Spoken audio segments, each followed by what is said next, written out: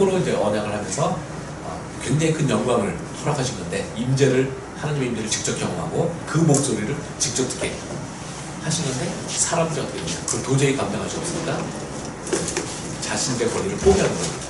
그러면서 모세에게 대신 듣고 와주시옵소서 이렇게 했더니 20절에서 보시면 이렇게 나옵니다.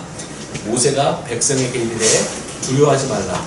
하나님이 임하심은 너희를 시험하고 너희로 경유하여 범죄하지 않게 하려 함이라 라고 해가지고요. 여기서 이제 모세가 두려워하지 말라 이렇게 말을 합니다. 근데 여기서 흥미로운 건 뭐냐면, 히브리어상으로 보면요, 이 두려워하지 말라는 표현하고 중간에 나오는 너희로 경유하여라는 표현이 히브리어로는 사실은 같은 단어, 그러니까 거의 같은 단어니까, 정확히 말하자면 같은 단어의 동사와 명사예요. 그래서 제 책에서 이제 어떻게 했냐면, 두려워하지 말라 하고 두 번째 너희로 경유하여를 너희로 두려워하여 범죄하지 않게 하여이라는 거죠. 그래서 이 하나님 말씀이 모순되는 거죠. 처음에는 두려워하지 말라 해놓고 정작 하나님께서 이렇게 나타나신 이유 자체가 뭐냐, 너희로 두렵게 만들겠다는 거예요.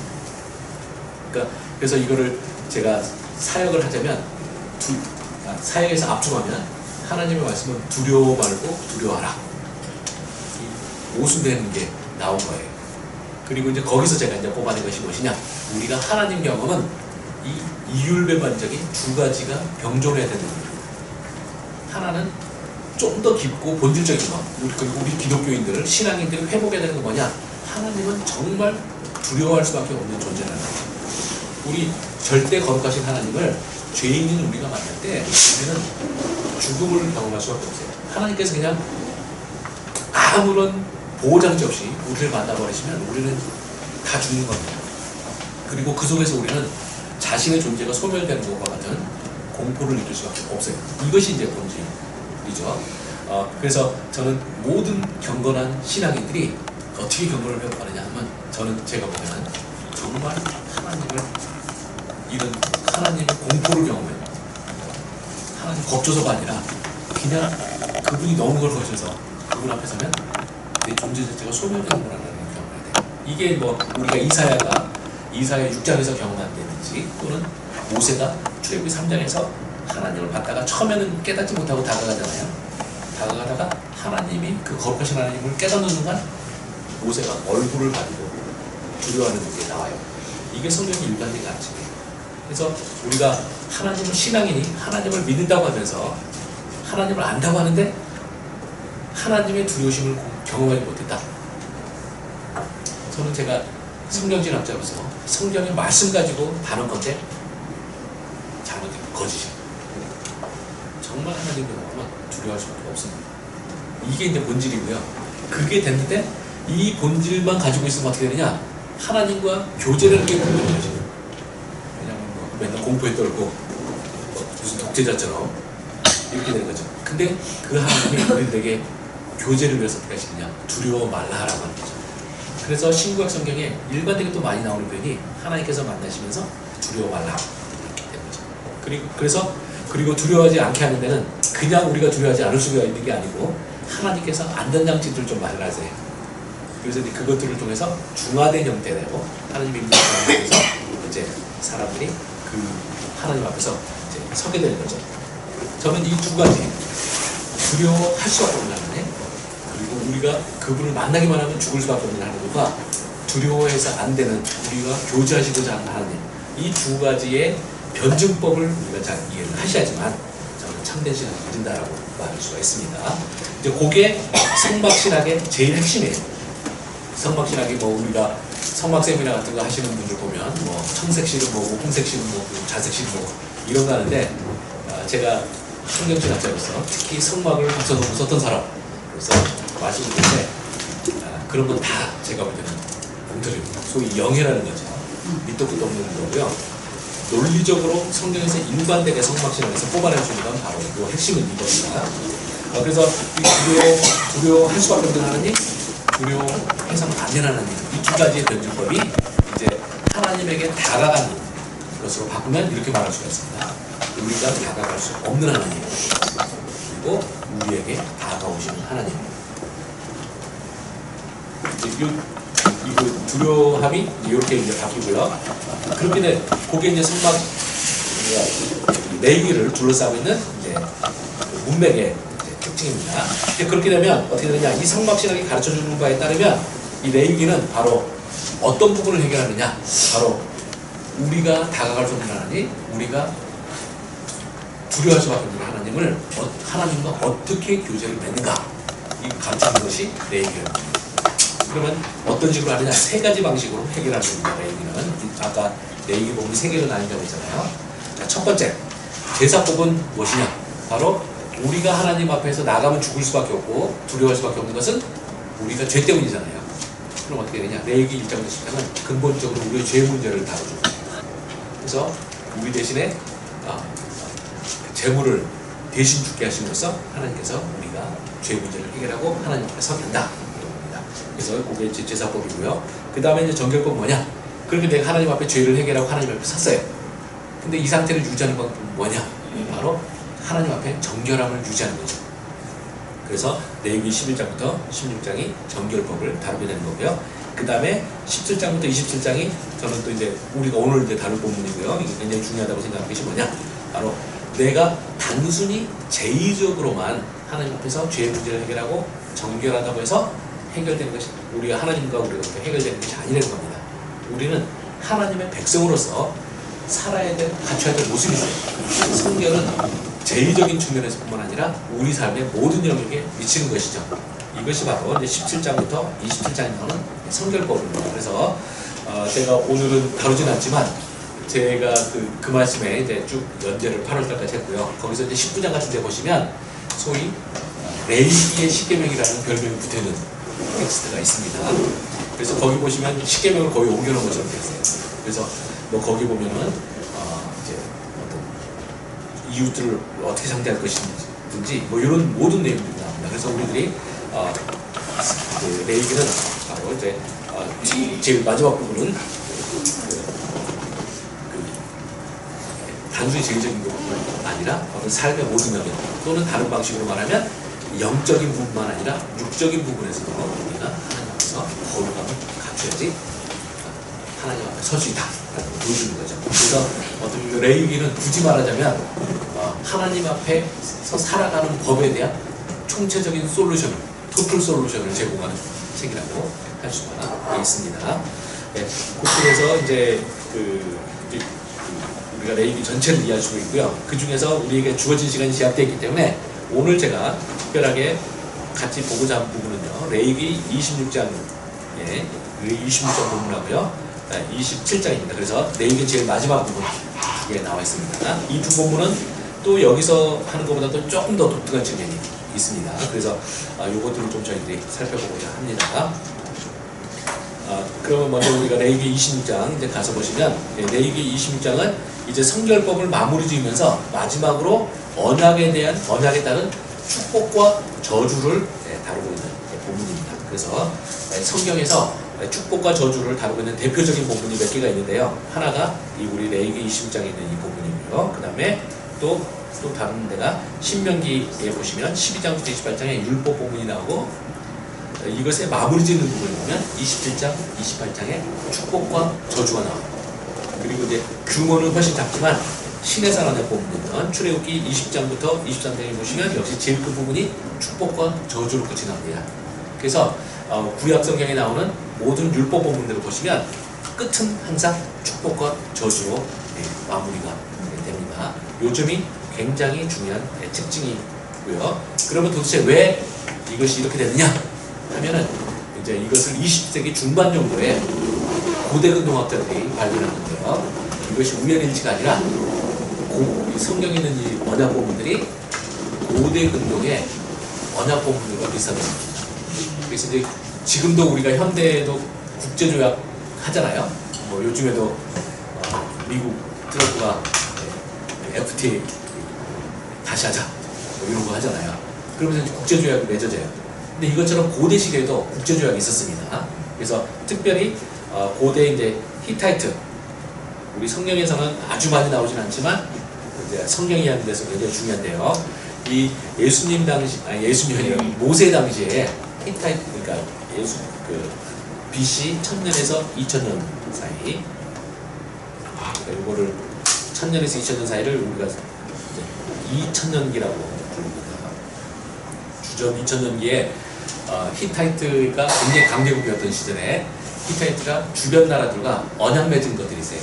국제조약 문서들이요. 근데 그 국제조약 문서들이랑 성경이 굉장히 유사한 것을 학자들이 발견했습니다. 그럼 그 언약 문서에서도 보시면은 구조가 대강 어떤 식으로 되냐면 여기 보듯이 언약을 맺을 때는 이제 서론이 있고요. 그 다음에 계명들이 있고, 그 다음에 각종 의무들이 있고요. 그 다음에 여러 가지 이제 이것도 이제 각종 조항들이 있고, 끝이 항상 이런 식으로 축복과 저주로 끝나게 돼 있어요. 그래서 이게 이제 고대 조약문서의 특징을 따라갑니다. 그래서 저게 이제 나오게 된 이유는 굳이 말하자면 이런 거죠.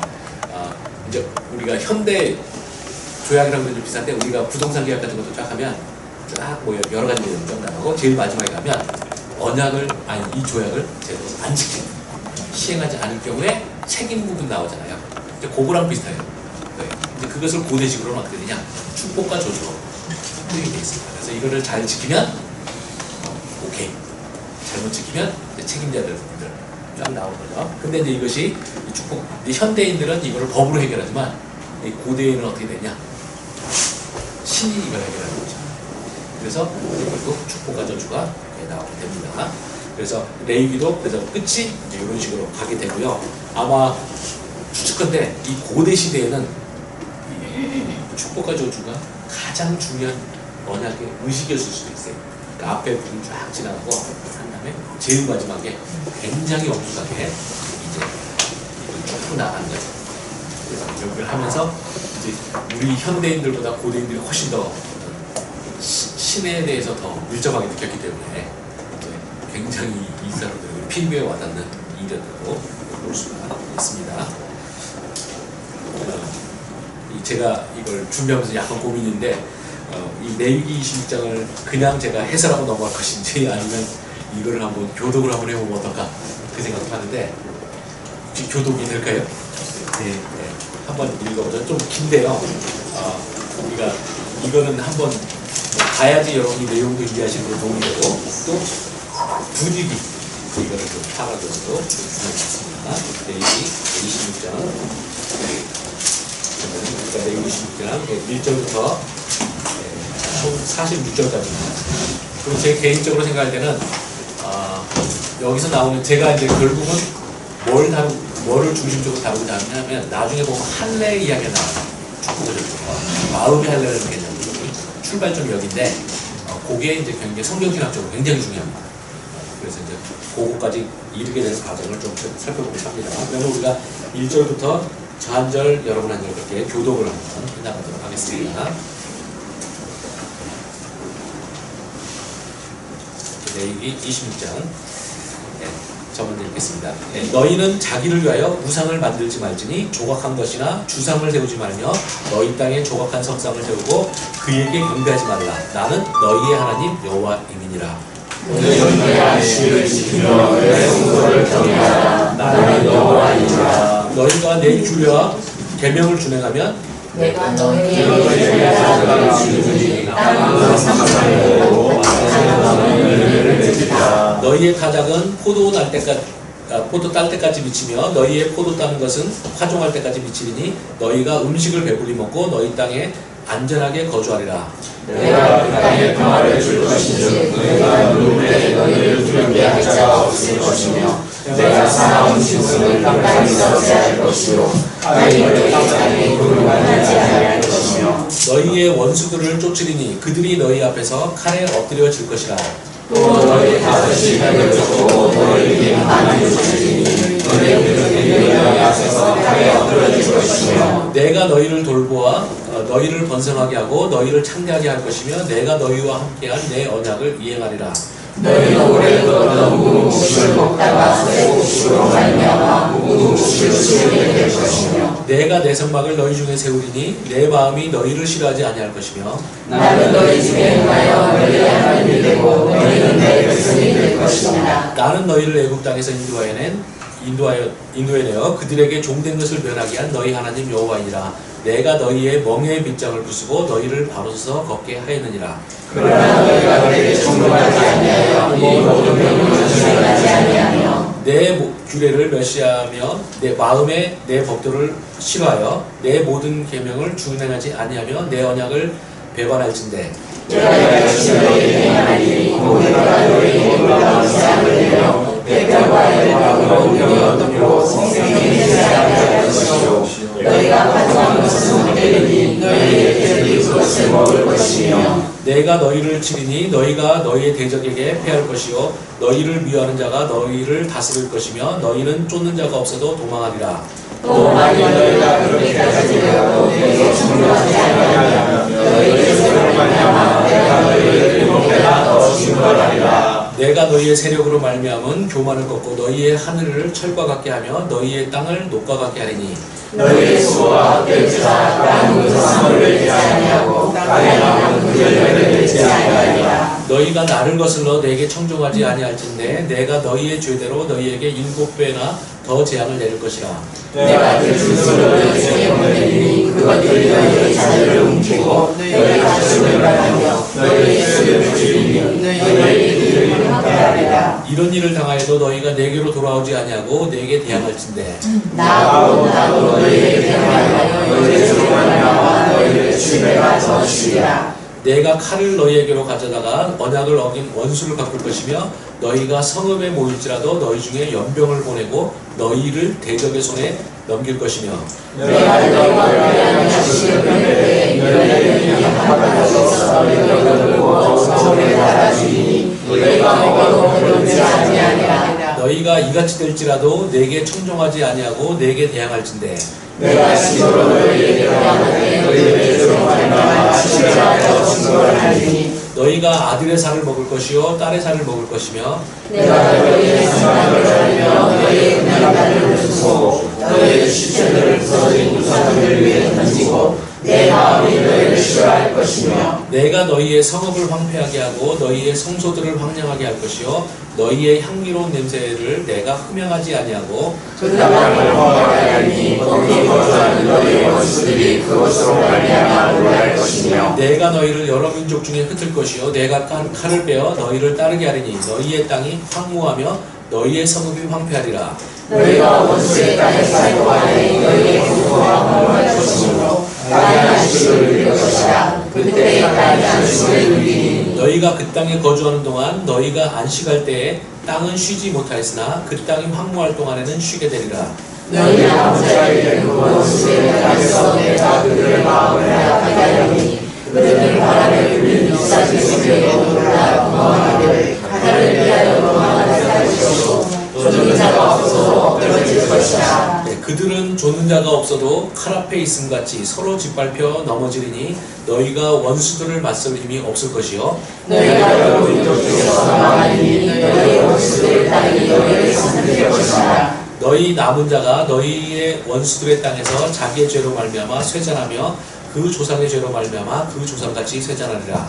그들이 나를 것으로 잘못으로 자기의 죄악과 그들의 조상의 죄악을 사고하고 또 그들이 내게 대항함으로 나도 그들에게 대항하여 내가 그들을 그들의 원수들의 땅으로 끌어갔음을 깨닫고 그 할례 받지 아니한 그들의 마음이 낮아져서 그들의 죄악의 형벌을 기쁘게 받으면 내가 야곱과 맺은 내 언약과 이삭과 맺은 내 언약을 기억하며 아브라함과 맺은 내 언약을 기억하고 그 땅을 기억하리라. 그들이 내 법도를 싫어하며 내 규례를 멸시하였으므로 그 땅을 떠나서 사람이 없을 때에 그 땅은 황폐하여 안식을 누릴 것이요 그들은 자기 죄악의 형벌을 기쁘게 받으리라.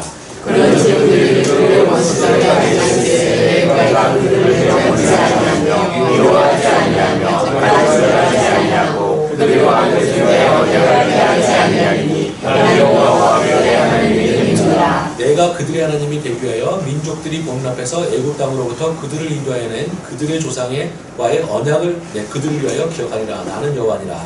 이것은 여호와께서 신산에서 자기와 이스라엘 자손 사이에 모세를 통하여 주신 계명과 율법이니라. 여러분들이 이 본문을 이제 보시다 보면 한 가지는 이 마치 이렇게 축복과 저주가 파도 치는 거, 파도가 보면 물결이 계속 이어지잖아요. 그것처럼 이제 계속 리듬을 가지고 돼 있습니다. 그래서 점점 중간에 보시면 7배나 뭐 이런 표현이 나오잖아요. 그래서 파도가 점점 커지면서 몰려오는 듯한 이미지로 됐고요. 그래서 예술적으로도 굉장히 아름다운 측면이 있습니다. 그리고 또 하나는 이제 여기서 여러분이 어느 만큼 지금 보시면서 이제 한 번 보실 때 느끼실지 모르겠지만 나중에 역사서나 선지서 이런 데 나오는 중요한 그 어떤 심판의 표현들이 여기 다 나와요. 그래서 요거를 잘 보시면은 이미 그 선지서 그냥 요약판 같은 그런 것을 깨달을 수가 있습니다. 그래서 특별히 이제 심판 부분이 더 두드러지지만 축복 부분도 이제 제가 조금 이따 더 살펴볼 것처럼 보면은 이제 아모스서나 뭐 이런 데는 나오는 대표적인 표현들이 전부 다 여기 나옵니다. 그래서 그런 점이 중요하고 또 그 다음에 아까 안식일 중요한 거. 안식일 나중에 이제 에레미야가 보면 이스라엘이 그 바벨론으로 잡혀가는 거를 이제 땅이 안식하지 않았기 때문에 하나님께서 강제적으로 안식년을 시행하는 이야기입니다. 그런 점이 나오고요. 그 다음에 또 아까 말씀드렸지만 마흔 할례라는 그것의 출발점이 되겠지만 우리 구원론의 핵심이 되는 본문들이 나오게 됩니다. 그래서 그런 점을 여러분들이 이제 보셨으면 하고요. 또 이제 26장이 이제 아까 봤던 우리가 제일 처음에 봤던 그 신명기 그 부분이랑 연결이 돼서요. 이 26장의 내용이 좀 더 신명기 24장이 확장되는 형태로 되어 있습니다. 그래서 여러분이 성경이 계속 비슷한 내용이 반복해요. 근데 그 중에서 이 레위기 12장은 아주 중요한 모든 사상들이 지나가는 것이다 생각을 하시면 되겠습니다. 그럼 이제 이 부분을 그 강의하고 다시 돌아오셔가지고 6페이지 부분으로 가셔서 이제 보면 아까 제가 고대 근동의 조약 문서와 이제 성경의 조약 문서가 굉장히 비슷하다라는 얘기를 했습니다. 근데 이제 이 학자들이 20세기 중반에 그래서 이제 이걸 발견한 다음에 이제 학자들이 흥분을 많이 했어요.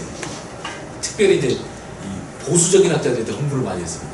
왜냐하면 한참 막 그 전에 100년 동안 오가 이제 모세 저작권을 이제 무시하고 후대의 책이다 이런 식으로 하는데 딱 보니까 이 주전 2000년, 1000년에서 2000년 사이에 타이트 조약문서랑 비슷한 거예요. 그러니까 그러면 이게 그러니까 모세 저작권 증명되거나 또는 하여튼 어찌됐건 굉장히 그 자유주의 제도를 하는 것보다 훨씬 더 오래됐구나. 깨달았던 점이 굉장히 중요하고요. 여기에 대해서 이제 자유주의 학자들이 반박도 하지만 제가 뭐 거기에 대해서는 제가 긴 이야기를 할 수는 없고요. 그렇지만 이 부분에 있어서는 저희가 훨씬 더 보수주의적인 학자들이 훨씬 더 제가 어떤 확고한 데이터가 갖고 있는 것 같아요. 예, 하여튼 그거는 그렇고요. 그래서 하여튼 하나님께서 말씀 주실 때 이제 이것처럼 어떤 문화권에서 그 사람들이 이해할 수 있는 방식으로 주셨다는 걸 아시는 게 중요한 거죠. 그러니까 하나님께서 이거를 그냥 생뚱맞게 그냥 던져주셨다 그러면 사람들이 이 패턴이나 흐름을 이해를 못 할 수 있어요. 근데 이미 그 당시 익숙한 형태의 어떤 문헌 양식을 따라가서 하니까 사람들이 어떻게 돌아가는구나 아는 거죠. 마치 현대 시대에 하나님께서 만약 우리들에게 언약을 맺으신다 그러면 어쩌면 부동산 계약서식으로 하실 수도 있어요. 그럼 우리가 부동산 계약 하면 바로 이제 느낌이 오잖아요. 네, 바로 그런 식으로 생생하게 했다는 거고요. 아까 제가 이제 한 것 중에 이제 중요한 거, 우리가 현대로는 그 언약을, 그러니까 조약을 잘 지킬 경우에, 그 다음에 지키지 않을 경우에 오는 이제 그 책임 같은 거를 법적으로 처리하는 건데, 성경에서는 그것이 신들이 주도하는 축복과 저주로 하는 거잖아요.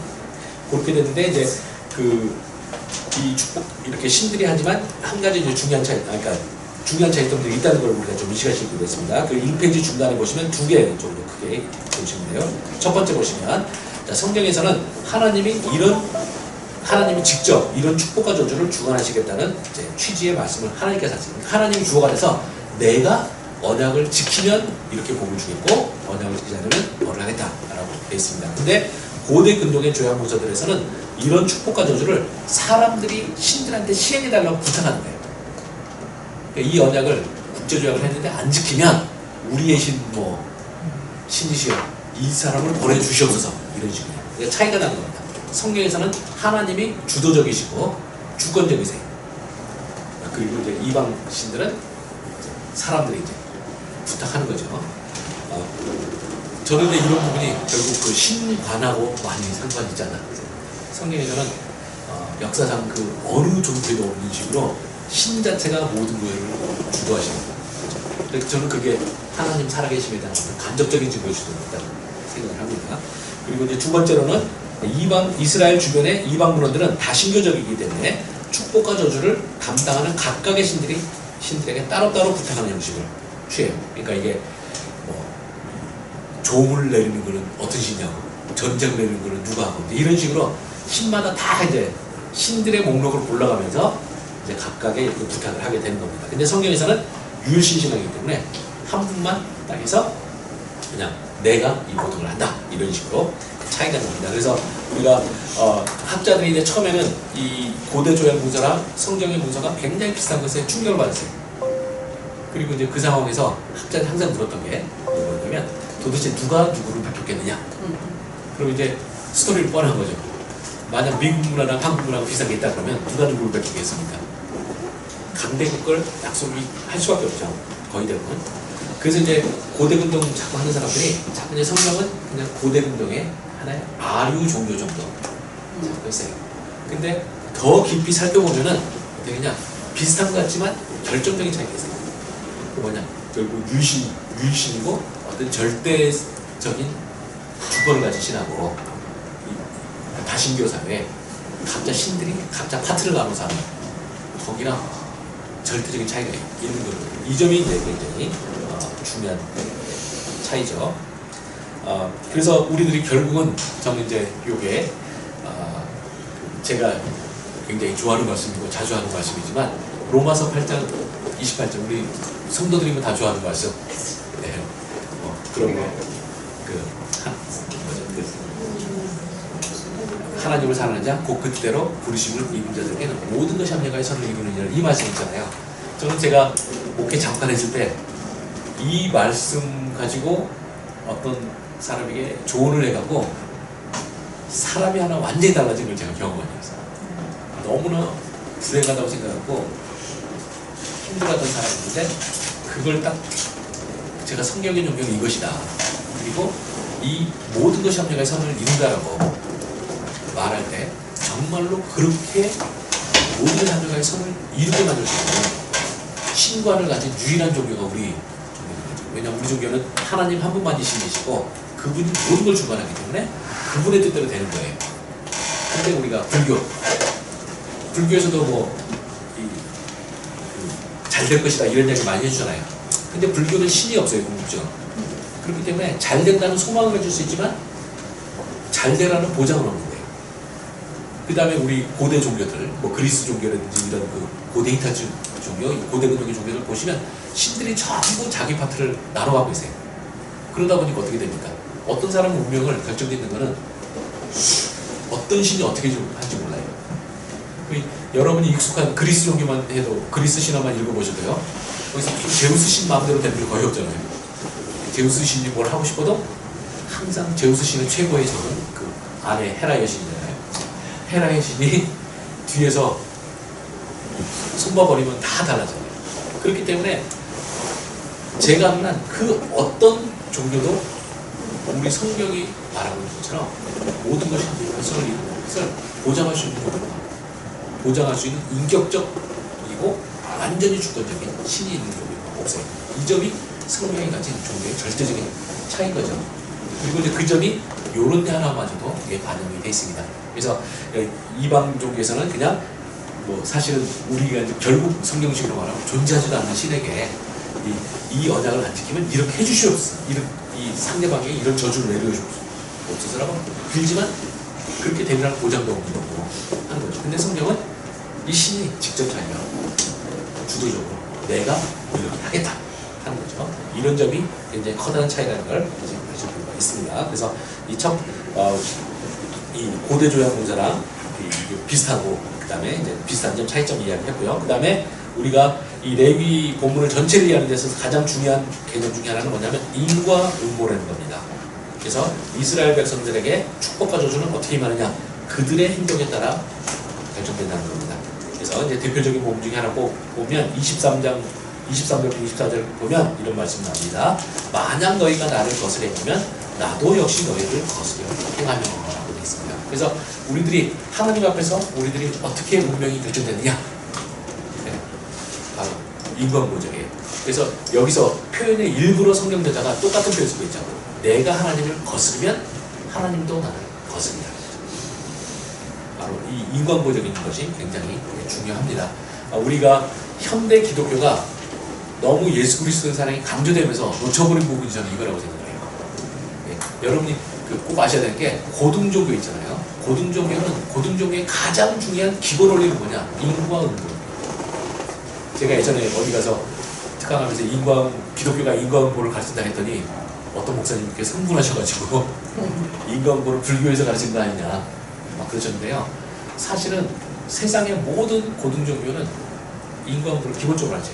왜냐하면 인과응보가 만약 안 된다 그러면 이 세계가 작동하지 않는 거죠. 분명히 잘한 것에 대해서 칭찬해줘야 되고 잘못한 것에 대해서 벌을 줘야 됩니다. 이게 기본 틀이에요. 그리고 요게 있는 상태에서 때때로 하나님께서 자비에 의해서 인간을 넘어서서 사랑을 베푸실 수 있어요. 그렇지만 사랑이 절대 기본은 아니라는 겁니다. 사랑은 예외적인 것. 이 점을 우리가 이해를 해야 됩니다. 이게 안 되니까 사람들이 기독교인들이 제가 오만방자해지는 겁니다. 하나님 앞에서. 자기들이 계속 잘못하면서도 하나님은 사랑이시니까 이렇게 하는데 그게 안 되는 거죠. 우리가 이것을 분명히 이해를 하셔야만 됩니다. 그리고 세 번째, 우리가 두 번째가 인과응보가 이제 핵심이라고 했고요. 인과응보만 있으면 우리가 항상 또 신약에서 말하듯이 우리에게 희망이 없겠죠. 궁극적인 것은 하나님의 은혜가 결국 모든 걸 결정하고요. 이것이 우리 26장에서 보시면 40절부터 45절 부분에 마지막 희망 부분으로 남아 있는 것입니다. 그래서 이렇게 이제 보시면은 우리가 레위기가 말하고자 하는 축복과정 중에 신학에 대해서 좀 자세히 볼 수가 있습니다. 그리고 그 다음 페이지로 가시면 이제 축복 크게 본문이 축복, 저주, 회복으로 되어 있다는 거 볼 수 있고요. 그 다음에 이제 사역 부분은 그 말씀에 썼던 그 원고로는 제가 사역을 다 새로 다시 했죠. 이게 시간이 제일 많이 들어간 부분인데 여기를 여러분이 좀 참고를 하시면 되겠고요. 왜냐하면 우리말 성경이 좀 번역을 충분히 잘 하지 못하거나 또는 뉘앙스를 좀 충분하게 안 살린 부분들이 좀 많습니다. 그래서 그거는 읽어보시고 4페이지로 좀 가시면 이제 사역 해설 부분에 중요한 데만 몇 군데 제가 먼저 지적을 하고 가겠습니다. 제일 처음에 이제 16절 보시면 먼저 우리말 성경에서 16절 가서 보시면 내가 이같이 행하리니 곧 내가 너희에게 놀라운 재앙을 내려 이렇게 되어 있는데 이제 이런 부분이 그 히브리어로는 나도 역시 이런 부분이 들어가요. 그래서 우리가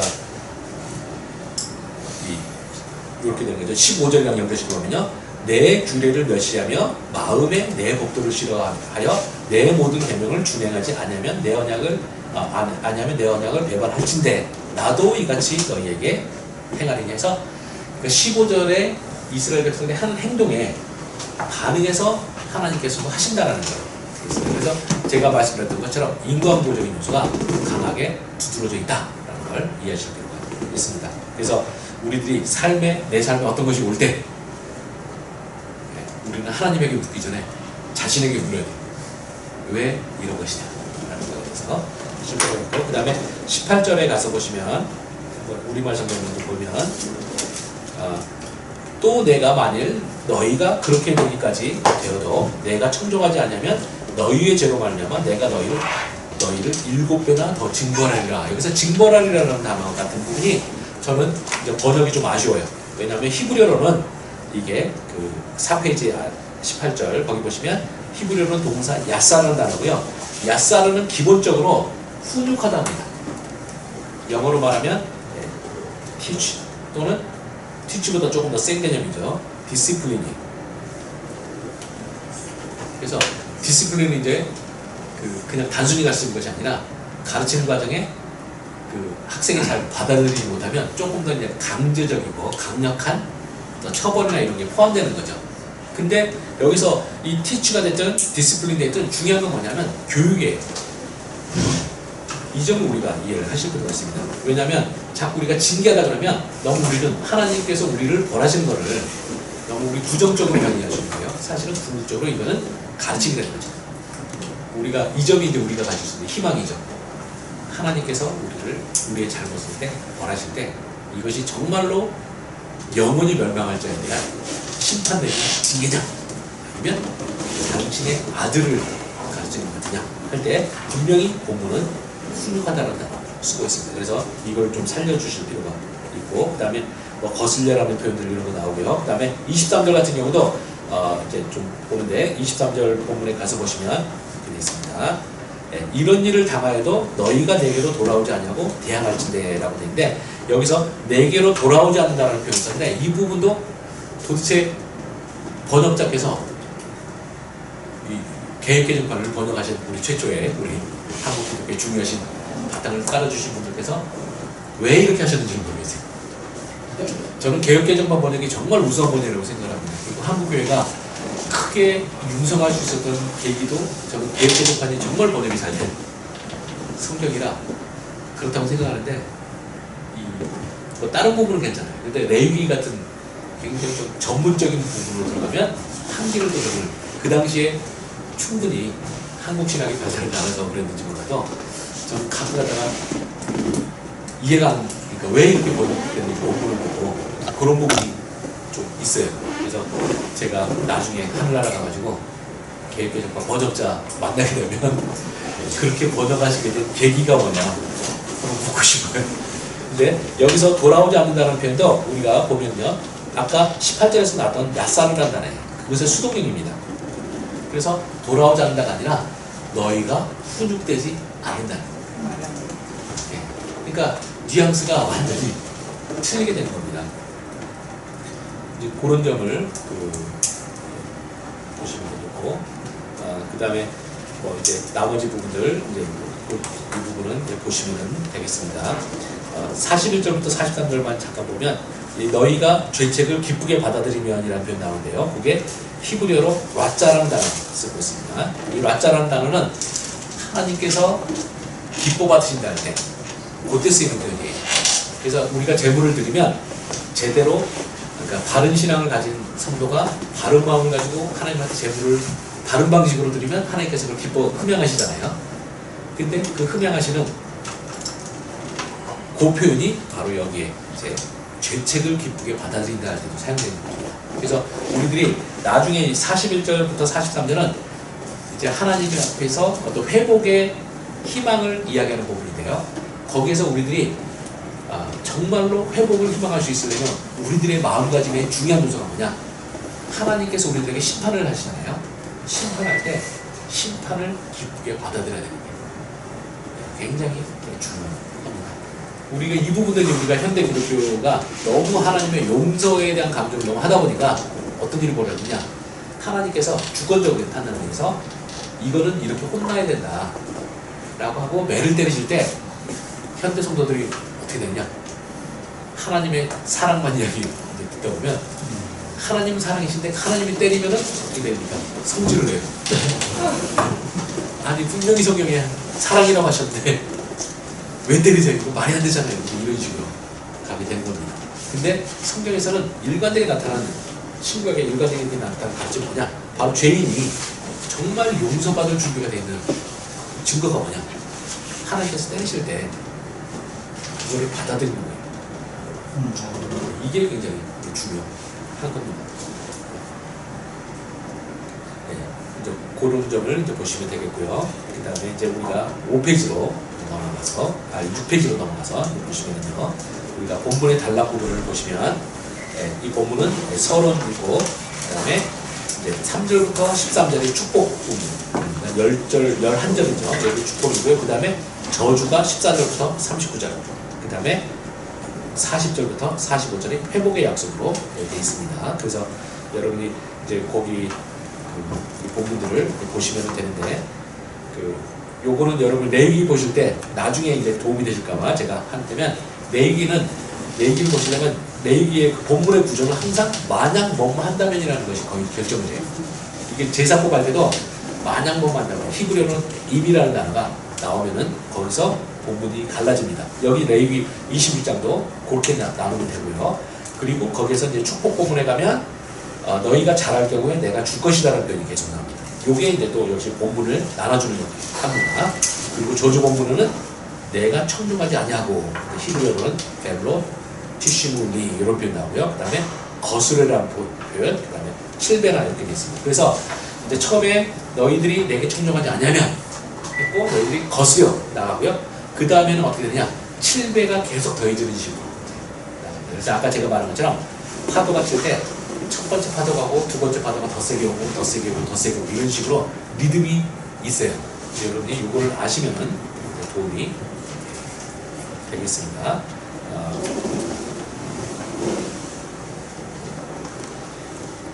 그리고 이제 그 다음에 이제 40절 부분이 이제 중요한데요. 7페이지로 가셔가지고 이 47페이지를 그러니까 40절부터 45절을 대부분의 주석가들이 제가 이번에 글쓰면서 다시 보니까 회복 따로 떼지 않고 이제 저주 본문의 일부로 다 넣습니다. 근데 저는 분명히 레위기 22장의 굉장히 중요한 요소는 회복에 대한 약속이 주어졌던 겁니다.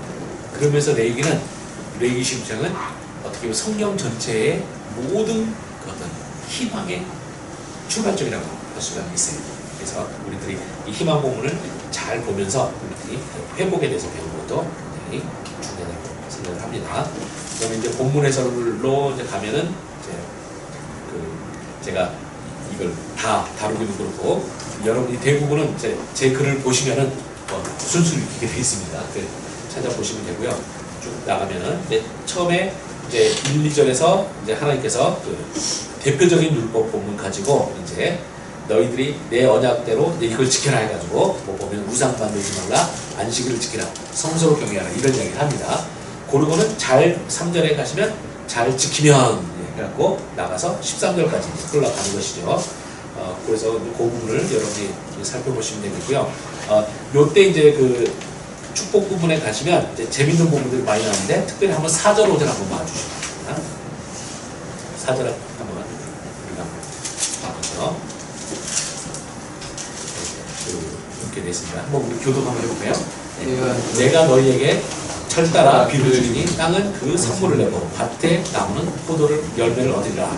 너희의 가져도 꽃달 때까지 미치며 너희의 꽃다는 것은 사랑할 때까지 미치리니 너희가 음식을 배불리 먹고 너희의 땅에 안전하게 거주하리라. 요게 그냥 보시면은 느낌이 없으실 수 있는데 요거를 화면에 좀 보시면은요. 요게 그 제일 처음에 이제 곡식 추수 나오고 그다음에 포도 수확 나오고 그다음에 씨를 뿌리는 게 나오는데 요게 뭐냐면 4, 5월 달에 곡식 추수를 나옵니다. 그리고 8, 9월 달에 포도 수확을 하고요. 10에서 12장에 파종을 하는데 그때 이스라엘 같은 경우는 축복을 할 때는 어떻게 되냐? 요 이미지를 갖고 쓰는데요. 이 본문을 보시면 5절에서 보시면 너희의 타작은 포도 딸 때까지 미치며 그러니까 4, 5월 달에 타작을 하는데 타작이 언제까지 진행이 되냐? 8, 9월 달 포도 딸 때까지 하는 거예요. 그러니까 너무나 하나님께서 생명하게 주시니까 끊이지 않고 계속 하는 거죠. 그래서 포도 딸 때까지 하고 또 이제 포도를 8, 9월 달에 따서 시작하는데 그게 언제까지 포도를 따느냐? 네, 그 10월, 11월에 파종할 때까지. 그러니까 하나님의 축복이 넘쳐나가지고 사람들이 계속적으로 그 소산을 해야 되는 거거든요. 근데 요 이미지가 굉장히 고대인들에게는 얼마나 신나는 이미지겠어요. 농사를 할 때. 그래서 이게 뒤에 인기 아이템이에요. 그래서 여러분이 아모스서 한번 가서 보시면은 아모스서 9장에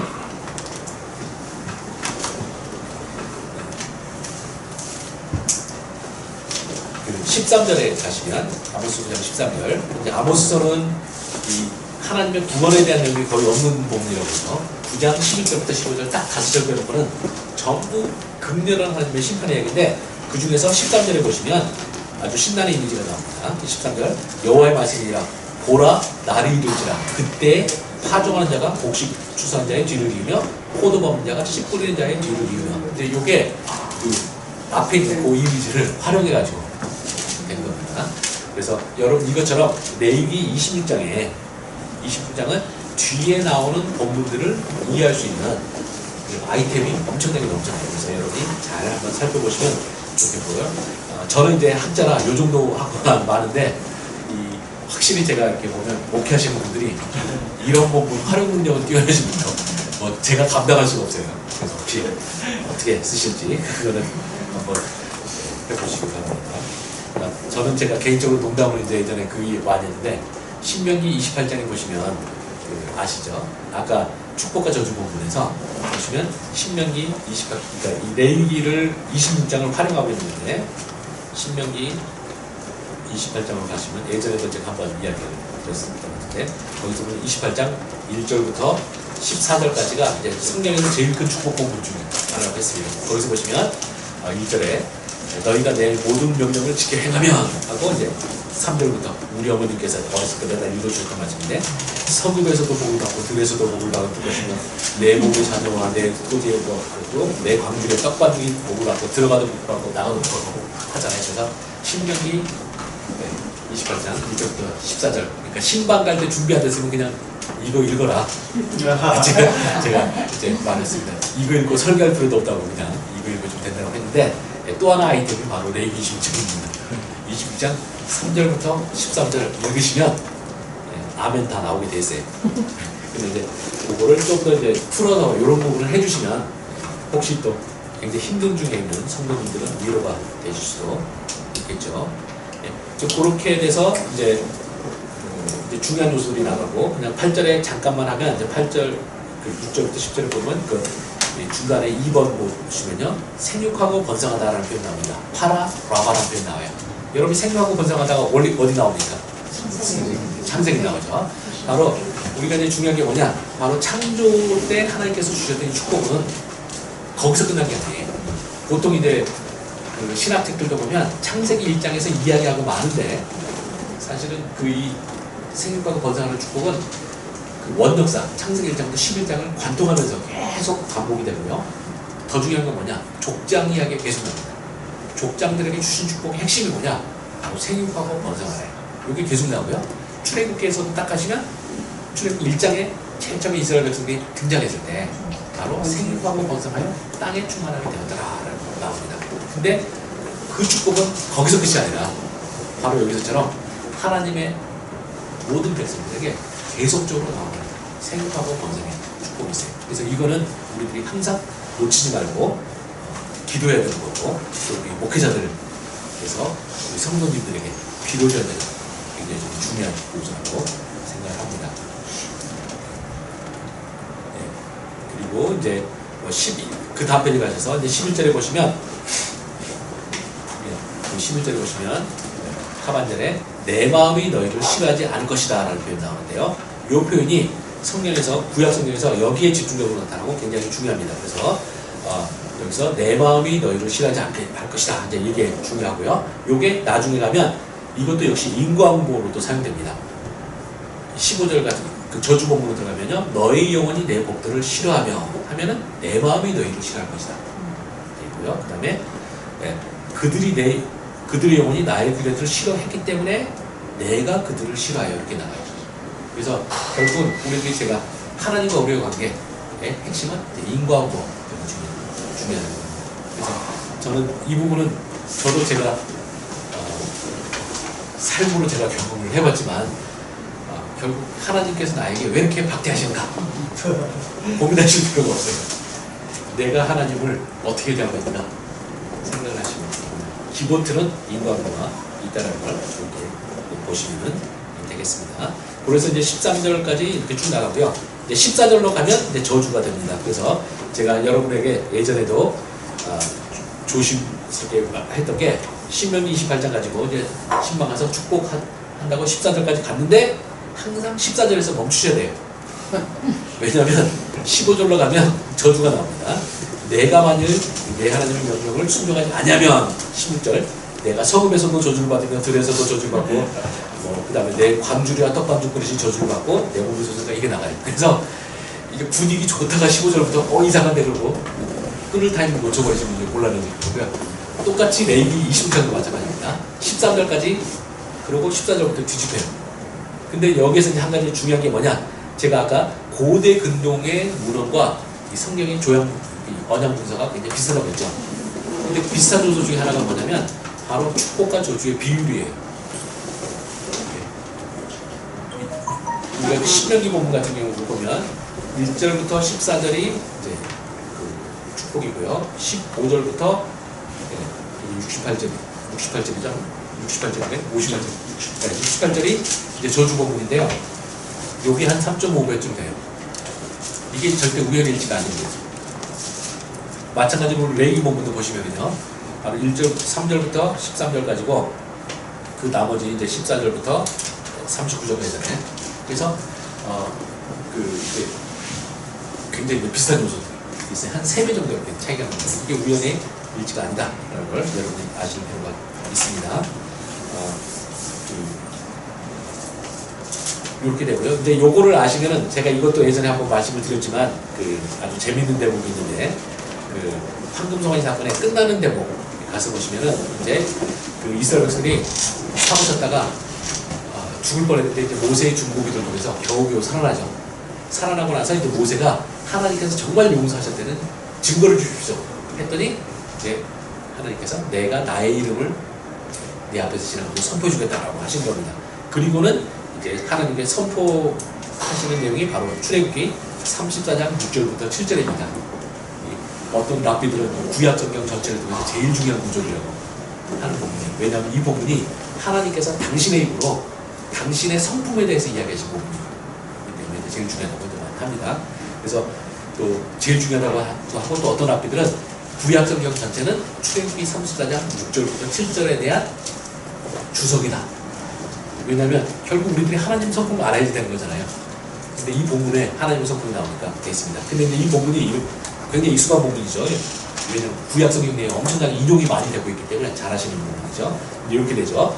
여호와께서 그의 앞에서 지나시며 선포하시되 여호와라 여호와라 자비롭고 은혜롭고 노하기를 더디하시고 인자와 진실이 많은 하나님이라 인자를 천대까지 베풀며 악과 가실과 죄를 용서하리라. 이렇게 해서 하나님의 은혜의 측면이 강조돼요. 그리고는 7절 중간에 가시면 그러나 나면서부터 이제 심판 측면이 강조되고 공의의 측면이 강조됩니다. 그래서 벌을 면제하지는 아니하고 아버지 아기는 자유선 3,4대까지 보응하리라 쭉 나가요. 근데 이 부분에 어떤 재미있는 주석가가 말하기를 원래는 축복과 저주가 훨씬 길잖아요. 근데 왜 이렇게 짧아졌느냐? 그 이유에 대해서 이 모세가 고대 조약 전문가이기 때문이에요. 왜냐하면 이제 모세가 애고 방자로서 잘하는 사람으로서 어떻게 되느냐? 하나님께서 일단 지금 이 부분은 하나님의 은혜 부분을 이야기하고 이제 언약을 잘못 심판하시는 부분이 나오는데 하나님께서 계속 말씀하시게 하면 어떻게 되느냐? 세배 반이 갔을 가능성이 그대로 거죠. 근데 지금 황금송아지에서 막 용서받는 상황에서 하나님께서 계속 말씀하시게 해서 좋을 게 하나도 없다는 거예요. 그래서 8절에 보시면 모세가 급히 땅에 엎드려 경배해요. 이르되 주여 내게 은총을 이루거든 원하건대 주는 우리와 동행하옵소서. 이는 목이 뻣뻣한 백성이니라. 우리의 악과 죄를 사하시고 우리를 주의 기업으로 삼으소서. 그래서 이 똑똑한 모세가 보고 깨닫고 하나님의 입을 막은 거예요. 막고는 마마 통촉하셨어 해서 결국 이렇게 짧아졌고요. 이 모세 덕분에 우리는 요나서나 이런 데 보시면 이 구절이 은혜 부분만 계속 강조돼 나오잖아요. 이게 다 모세 덕분이에요. 그래서 이게 저는 이거를 제가 이제 이게 제 박사 공부됐지만 제가 내내 황금송아지 이야기를 공부하는 내내 뭘 느꼈냐면 정말 그 중보자라는 존재가 얼마나 중요한가 라는 게 나왔어요. 정말 하나님께서 허락하신 성실하고 뛰어난 중보자가 있으면 죽을 사람들도 살아나는 거예요. 사실은 그 황금송아지 사건 자체가 그 랍비들이 말하기를 아담과 하와 이후로 가장 끔찍한 죄라고 말을 하거든요. 왜냐하면 하나님께서 그 32장 10절에서 보시면 모세한테 이렇게 말씀하시잖아요. 그런즉 나대로 하게 해라. 내가 이 백성을 진멸하고 너로 큰 나라가 되게 하는 적이 있어요. 그 말씀이 뭐냐면 하나님께서 황금송아지 죄를 지은 이스라엘 백성 다 죽여버리고 그러니까 이제 모세를 다시 새로운 믿음의 조상으로 세워서 새로 구속사를 쓰겠다는 거거든요. 어마어마한 거예요. 그때 모세가 정말로 하나님 아버지 그렇게 하시죠 이렇게 해버렸으면 저는 굉장히 좋은 일인 것 같아요. 왜냐하면 우리 성경이 65권으로 줄어들어요. 정확히 말하면 64권 반으로 그래서 큐티하게 줄어들지만 그렇게 되면 어떻게 됩니까? 아담부터 내려온 아브라함으로 내려왔던 모든 구속사가 다 날아가요. 네. 그렇게 됐, 그 정도로 이제 중요한, 화장실 좀 있으신 거예요? 그 정도로 심각한 건데, 그것을 이 모세가 어떻게 되냐? 그 하나님의 그것을 받아들이지 않고 중보기도 해서 이스라엘을 살려낸 거죠. 근데 살려냈는데 얼마나 완벽하게 중보기도 했는지, 저처럼 박사 넘은 사람 아니고 황금송아지 사건이 얼마나 큰 사건인지 몰라요. 모세가 너무나 완벽하게 중보기를 키우면서 그 상황을 원상복귀 시켜버렸죠. 그리고 그 원상복귀 시키는 과정에는 바로 이런 부분에 반짝반짝 빛나는 모세의 재치와 또 그 다음에 헌신이 존재하는 거죠. 근데 이런 점을 보면서 저는 진짜 중보자라는 것이 얼마나 큰 축복이다라는 생각했고요. 또 이 점이 바로 우리 목회자들이 정말 느껴야 된다고 생각합니다. 자신이 하나님 앞에서 가진 책무가 가진 이것의 위대함을 좀 생각을 해요. 제가 한 2년 전에 우리 학생들이 저한테 그 개강 수련회 하는데 좀 반 수련회 했던 설교에 따라서 제가 그때 한참 많이 이 본문을 묵상하고 있는 시절에 전화했는데 그 설교 제목이 위대한 직분 이런 있어요. 좀 우리 목회자들이 좀 자신이 가진 직분 얼마나 위대한지 알아요. 그래서 이 정말 목회자가 이 모세처럼 이렇게 탁월한 중보자로서 하면은 죽을 교회도 살아나는 것이죠. 그리고 멸망당한 자들이 회복이 돼요. 근데 이 목회자가 이걸 안 해버리면 살 백성도 죽는 거죠. 그래서 우리가 가진 책무의 위대성, 중요성에 대해서 좀 깨달았으면 합니다. 저는 제가 정말 중간에 힘든 시기에 많이 지나갔는데 그때 하나님한테 정말 감사했던 것 중 하나가 제가 정말 하나님한테 충성되고자 했을 때 저는 하나도 가진 것이 없었는데 하나님께서 오히려 사람들한테 베풀 수 있는 기회를 많이 주더라고요. 그래서 그 어디 같은데 저도 힘들지만 어느 교회 목사님이 활동하시는 분이 가서 한다든지 가서 하는데 아무것도 제가 보수를 받을 수도 없어요. 왜냐면 받으면 교회가 안 들어요. 그곳에 가서 그걸 다 주고 오는데 떠오르는 말씀이 뭐냐면 고린도전서에 거기 있는 말씀, 고린도후서에 거기 보면 바울이 그런 이야기 하잖아요. 나는 심히 가난하나 모든 사람을 부욕해 하고 이런 거죠. 저는 그게 어떤 중보자가 하나님께서 맡기신 사역자가 하는 일이죠. 그리고 그렇게 하고 있으면 나머지는 하나님이 다 알아서 우리 삶을 책임져 주시는 건데 자꾸 많은 경우에 목회자들이 초조해가지고 자꾸 본인의 몫을 하려고 하면 서로 힘들어지는 거예요. 그러니까 저는 이제 실전 목회를 하고 있지는 않으니까 제가 이런 말 하기도 조심스럽습니다만 그래도 이제 교회를 다녀보면서 보다 보면 일반에 나타나는 게 뭐냐, 목회자가 헌신적으로 하면서 욕심 없이 하면 하나님께서 역사하셔서 목회자가 더 이렇게 그러니까 성도들이 위대하게 여겨요. 그렇게 되면 알아서 돌아가는데 목회자가 막 자기 목적을 욕심을 부리기 시작하면 서로 점점 분위기 이상해져요. 그렇게 되면 서로 점점 힘들어져요. 그래서 이제 그런 부분에 대해서 우리들이 좀 사색을 하면서 저는 본인이 가진 직분의 위대함을 먼저 깨닫고 거기에 집중해서 눈을 맞추면 다른 분이 해결되지 않을까 생각을 합니다. 혹시 이 부분은 제가 그냥 깨달은 거 이야기한 거고요. 제가 진짜로 저도 어떻게 할지는 저도 목회를 해봐야겠죠. 아직도 충동이 많이 남아 있어요. 제가 어제도 어느 교회에서 설교하는데 예전에 한번 했던 설교를 이번에 다시 다듬어갖고 새로 이제 하는데 설교하러 가는 과정 자체도 제 마음속에 이제 어떤 학교에서 강의하는 거랑 또 설교는 틀리잖아요. 설교도 이게 중독성이 있더라고요. 하고 싶은데 못하니까 금단현상이 있어요. 그래서 했는데 어제 가서 설교하니까 너무 이제 좋은 거예요. 그래서 제가 막 하면서 가기 전에도 제 마음이 많이 이제 그랬었고 갔다 오는 길에도 그랬었고 다행히 좀 어려운 설교였는데 그래도 성도님들이 잘 준비되셔서 분위기 좋게 잘 들어주셨습니다. 거기서 제 할 말을 정말 하나님께서 저를 통해서 하시고 싶다고 하시는 걸 다 하고 나서 딱 왔더니 제 어제 내내 잠들 때까지 저희 영혼이 꽉 찬 느낌. 그래서 내가 사람이 이런 거 하고 살아야 되는데 제가 맞습니다. 하여튼 한국교회 목회자들이 정말 본인들 가진 사역의 위대성 중에서 깨달아서 이렇게 됐습니다. 시간이 좀 됐나요? 잠깐 쉬어갈까요? 네.